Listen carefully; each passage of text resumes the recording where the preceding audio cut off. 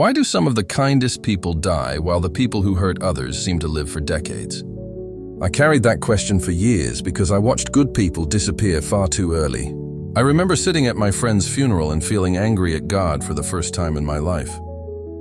He was 32, had 2 little children, and had spent most of his life helping people who could never repay him. I could not understand why someone like that would be taken, while people who seemed selfish and cruel kept waking up every morning.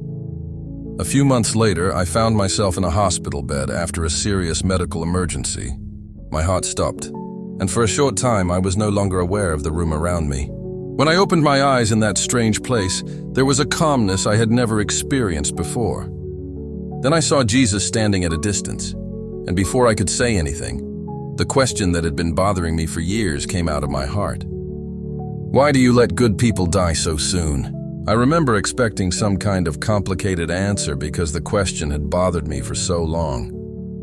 Instead, Jesus looked at me with an expression I cannot really describe, because it felt like he understood the pain behind the question before I finished asking it. He did not begin by explaining death. He asked me to look behind me. When I turned around, I saw a place filled with people I had known during my life. Some were old, some were young, and some had died so suddenly that their families never had time to say goodbye. I recognized my friend who had died at 32, and I started crying before I could even get close to him. He looked healthier and more peaceful than I had ever seen him on earth. I asked why he was there and why his life had been so short. Jesus did not answer immediately. He simply asked me to watch what happened next. I saw my friend standing with his children, but they were not children anymore. They were older, smiling, and surrounded by people I did not recognize. I could tell from the way they looked at him that they had become kind and compassionate adults. Then I began seeing moments from their lives that had never happened yet. I watched one of them become a doctor and spend years helping poor families. I saw the other start a foundation that helped children who had lost their parents. I could not understand what I was watching because these were things that had not happened yet. I turned toward Jesus and asked how I could possibly be seeing the future. He finally spoke, and what he told me completely changed my understanding of time. He showed me that the end of a person's earthly life does not mean the end of the influence their life can have. I started thinking about all the people who had been affected by my friend while he was alive. He had no idea how many lives would eventually be changed by the way he had loved his children. He had no idea that his death would make his wife more compassionate toward other grieving families. He had no idea that his children would carry his example into places he would never physically visit. I realized that we measure a person's life by years, while God may measure it by what that life produces. A short life can still carry a long purpose. That was difficult for me to accept because I wanted more years for the people I loved. Jesus seemed to understand that pain completely. He showed me that heaven does not measure time the way we do. Some lives are short on earth, but enormous in meaning. That truth was only the beginning of what he wanted me to understand. Then Jesus showed me another person, a woman I had known from my neighborhood. She died in her 40s after spending years caring for her elderly mother. I had always thought her life was unfair because she never seemed to have enough time to enjoy the things she wanted. But in the vision, I saw people she had quietly helped during those years. One of them had become a teacher because she encouraged him when he wanted to quit school. Another had started a business because she gave him the little money he needed when nobody else would help. A third person had decided not to take their own life after she spent one evening simply listening to them. I stood there speechless because she had never known how far her kindness had traveled. Her life looked ordinary from earth. In eternity, I could see that it had reached places she never imagined. I asked Jesus why people are so quick to assume that a long life means a blessed life. He showed me people who had lived 80 or 90 years but had never learned to love, forgive, or surrender their hearts to God. Their calendars were full, but their lives were empty. Then I saw people who had lived for only a few decades and had left behind peace wherever they went. I understood that God never promised us a certain number of birthdays.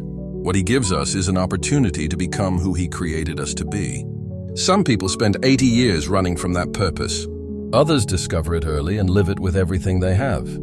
I remember feeling angry at myself because I had wasted so many ordinary days. I had been measuring my life by how long I had to live, instead of what I was doing with the time I already had. Then Jesus showed me something that was harder for me to accept than anything else. He showed me families praying desperately for loved ones who were dying while God already knew what was coming. I saw hospital rooms, bedrooms, accident scenes, and quiet final conversations. In every scene, I felt the same pain of people who wanted one more day. But I also noticed something I had never seen from Earth. In some of those moments, the dying person was being prepared for something far greater than the people around them could understand. Their fear was slowly replaced by peace. Some whispered the names of people they loved. Others simply closed their eyes and smiled. Jesus showed me that death can be heartbreaking for those left behind while being completely different for the person who is leaving. That did not make the pain disappear, but it gave the pain a meaning I had never considered. Sometimes we see only the goodbye while God sees what comes after it. I still had one question that would not leave me alone. I asked Jesus why he could not simply let good people stay longer for the sake of their families. He looked at me and I felt the answer before I heard it. He showed me that our idea of good timing is limited by what we can see. We think another year would fix everything, another decade would make the story better, and another chance would finally make us understand. But sometimes the purpose of a life has already been completed, even when the people left behind are not ready to accept it. I thought about my own friend again and realized that I had been measuring his life by the years he lost. Jesus was showing me to look at the lives he had already changed. That shift was painful because grief wants to count what has been taken away. God was asking me to also remember what had been given. Then I saw something that I will never forget. I watched people who had died young standing together in a place filled with incredible peace. Some had lived with illnesses, some had experienced accidents, and some had simply reached the end of their earthly lives much sooner than anyone expected. None of them looked cheated. None of them were asking why they had not received more years. They were focused on where they were now. I saw a young mother holding the hands of children she had lost decades earlier, and there was no sadness on her face anymore. I saw an elderly man laughing with the brother he had spent his life missing. I realized that the word too soon only makes complete sense from the perspective of the living. For those who had crossed over, their lives were not too short because their existence had not ended. They had simply finished one part of their journey. I asked Jesus what I should tell the people who are still grieving someone who died too young. His answer was not complicated. He wanted me to tell them that grief is not proof that God has forgotten them. He showed me families sitting beside empty chairs and wondering how they would survive another Christmas without someone they loved. He showed me mothers keeping old clothes, fathers replaying old voicemails, and children sleeping beside photographs because they missed someone who would never walk through the door again. Jesus did not dismiss their pain. He showed me that God sees every tear that people cry in private. He showed me that healing does not mean forgetting. Healing means learning to carry love without being destroyed by the absence. I realized that sometimes the question, why did God take them, is really another question underneath it. We are asking whether the person we lost is still known, still loved, and still alive somewhere beyond what we can see. Then Jesus showed me something about my own future that I did not expect. I saw my family growing older, my children changing, and my life moving through seasons I could not control. I saw joy, disappointment, sickness, celebrations, and goodbyes that had not happened yet. For a moment I felt afraid because I wanted to know how much time I had left. Jesus never told me. Instead, he showed me that knowing the exact length of my life would not make me use it wisely.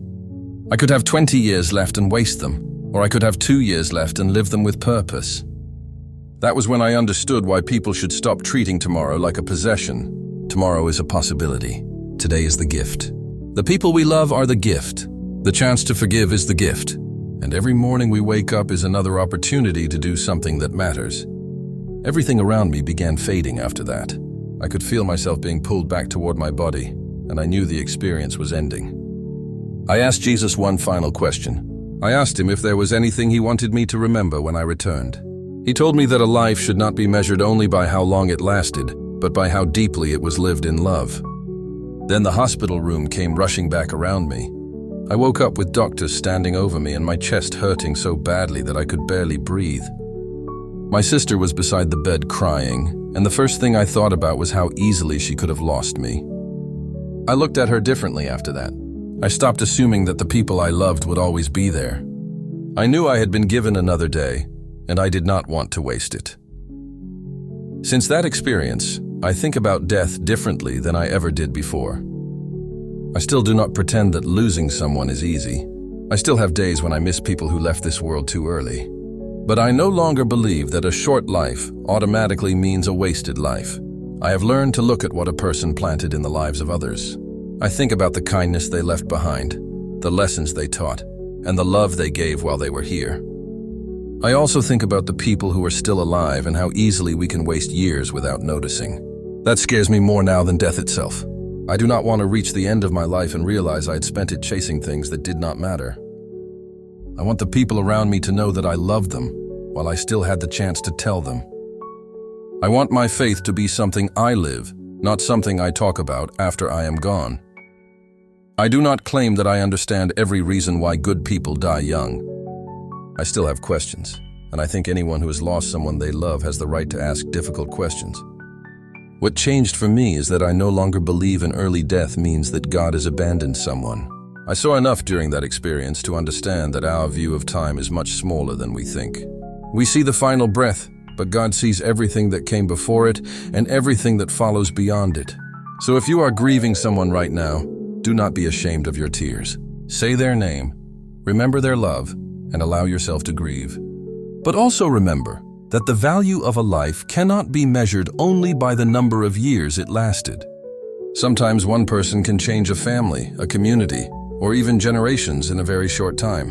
And if you are still alive today, do not waste the time you have wondering how much more you should have been given. Use the day in front of you well, because none of us knows how many more days are waiting.